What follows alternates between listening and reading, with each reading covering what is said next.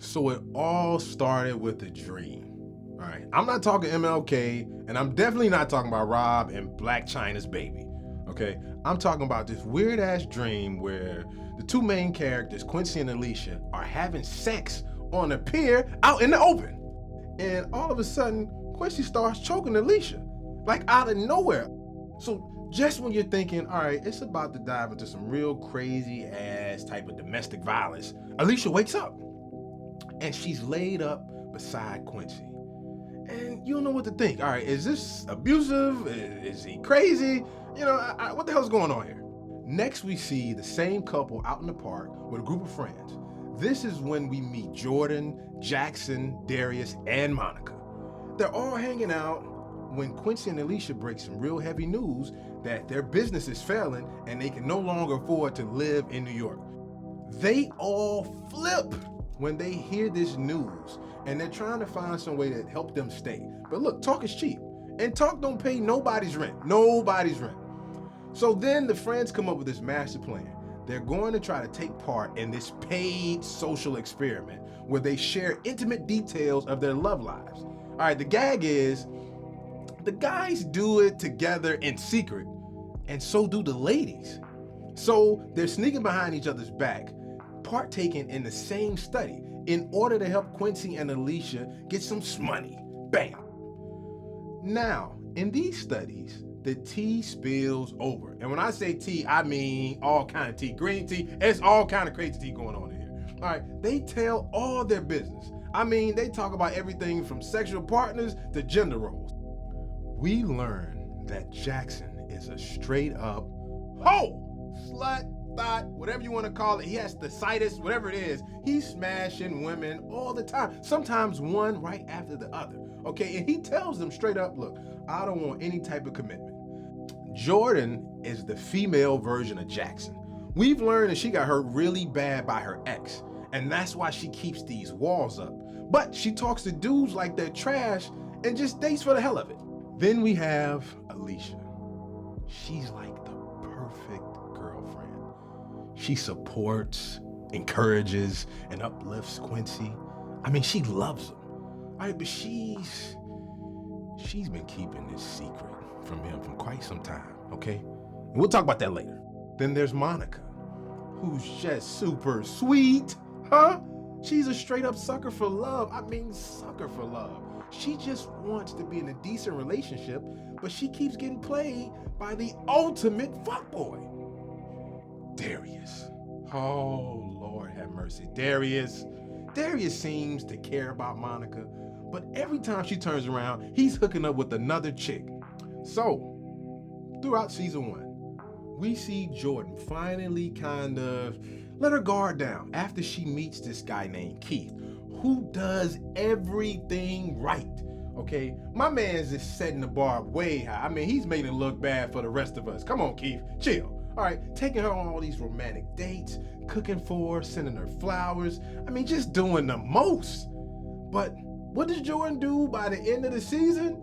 Cut them off because she doesn't want to fall that hard. Oh my gosh, you can never satisfy a woman. Jackson, who remains completely unattached when it comes to a woman, right? Some would even say cold-hearted, but not as cold-hearted as the married woman he's just started sleeping with. Get this, after sexing her up a couple times, the brother finds out she's actually married to his boss. Oh shit! So he tries to cut everything off, but this psycho won't let him. She threatens to tell her husband everything if he doesn't keep giving her that vitamin D. Hello. So he does what every man would do. Keep giving it to her. But in the end, the boss finds out anyway, and Jackson's ass is fired.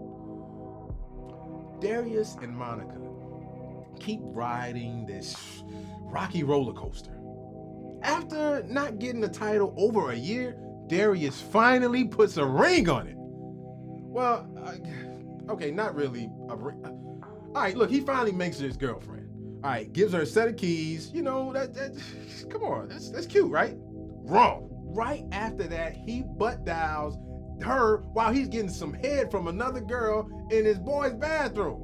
Oh my gosh, Monica damn near has a breakdown. She goes waiting to exhale on. I mean, she burns up all his clothes. When I say all his clothes, everything. The drawers, the socks, the long johns, everything. Meanwhile, the lovebirds, Quincy and Alicia, are the perfect couple. Until. So remember I had told you guys earlier that Alicia was keeping a secret, okay? Well, let's just say Quincy finds out about that little secret at the end of the season. Alicia had told him for years that he was the only man she had ever slept with, right?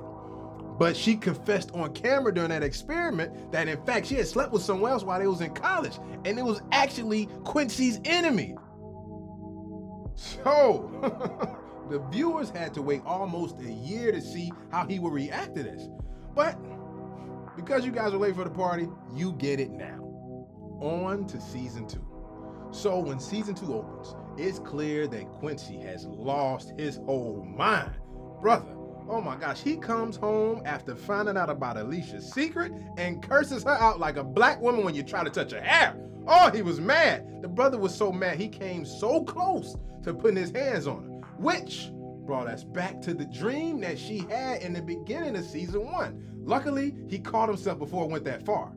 Meanwhile, Darius was at Monica's begging for forgiveness. Baby, please, baby, please, please, baby, please. But Monica was not having it. She seems to be pretty fed up. But, yeah, well, you know, we'll see what happens. All right, a couple months pass, and now Darius has his pregnant side chick, Faith, and her son living with him. Now, I know it says faith coming by hearing, but damn it, you're taking it out of context. Jackson is still unemployed. Brother, why? And is consistently applying for jobs. And Jordan, I mean, she hopped right back into the dating world. But this time, she's bringing her newly single girls along with her for the ride. All right, she forces Alicia and Monica to go out with her just to meet some different men. All right, Monica meets a guy named Jason, and he seems pretty genuine. He's also hanging around with this really, really handsome guy named Harold. I mean, look at Harold. Brother, you looking good. Looking good as you want to look. I mean, he's saved, single, and employed, unlike Jackson. Anyway, unlike Monica, Alicia realizes early on that the dating life just isn't for her. Too bad. Quincy isn't on the same wave. All right, he immediately decides to go back to his old ways because Quincy starts sleeping with multiple women. I mean, he has a different chick in and out of his bed, which makes it even more painful to watch Alicia start begging for him to forgive her. But he's hurt and he's stubborn and he refuses. He even goes as far as to attempt to take control over the business that they built together. Brother, what's going on? Alicia may be weak emotionally when it comes down to old Q-Dog, but she don't play when it comes to business. Okay, she teams up with the ladies to win control of the company, and Quincy teams up with the fellas. Now, ladies and gentlemen, we have a battle of the sexes. They each dedicate themselves to winning over clients. They also all sign back up for that experiment so they can make more money. But this time, they agree that the footage can actually be used as a reality TV show. All right, is it me or is this group they kind of sound a little desperate, right? Anyway, when they're not fighting to win over clients or sharing dark secrets with the world, Alicia's being an emotional wreck over Quincy, and Quincy's moping around sad about her reveal, but he's trying to heal himself by diving into new pananis. But at least the brother ain't eating no groceries though. Come on. Darius, he's trying to accept that he got Faith pregnant. But brother, what is there to accept? Bro, she's pregnant, it is what it is. But it's hard as hell because he still loves Monica. He actually gets another shot with her, all right? After much persistence. And they, of course, they start back having sex, as usual. Yes, Monica sleeps with him again. After all the betrayal, okay, the phone call, and you gotta hear that? Oh my gosh. But she still makes sure to hold on to Jason, who has been taking her out on dates, treating her like a queen. I mean, Jason can tell that Monica still has something going on with Darius, but he tries to fall back and let her figure it out. Jordan reconnects with her ex. Yeah, the one who broke her heart, all right? And made her put her heart in a bulletproof vest from now on. Okay, she shockingly tries to give the relationship another try, but realizes quickly she'll never trust him again. I mean, let's be honest. This guy gave her an STD while they were engaged. I mean, damn. Oh my gosh, let it burn, let it burn. Whew. Clearly, there's no coming back from that. Jackson, pretty much, he gives up on the bachelor life and tries to focus more on getting his career in order. But he does make time to go visit his mother and his sick father. This is when we find out why he's so ruthless when it comes to women.